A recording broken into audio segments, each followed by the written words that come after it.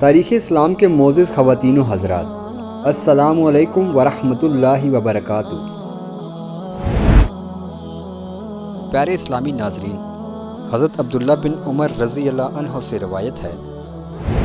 कि अमीरुल मोमिनीन हज़रत उस्मान गनी रज़ी अल्लाह अन्हो मस्जिद नबवी शरीफ में मेंबर अक़दस पर खुतबा पढ़ रहे थे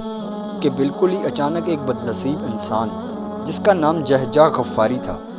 खड़ा होकर आपके दस्ते मुबारक से असा छीन कर इसको तोड़ डाला। आपने अपने हिल्म व हया की वजह से इससे कोई मुआवजा नहीं फरमाया, लेकिन खुदा ताला के कहर ने इस बेअदब और गुस्ताख और इस मरदूद को सज़ा दी कि इसके हाथ में कैंसर का मर्ज हो गया और इसका हाथ गल सड़ कर गिर पड़ा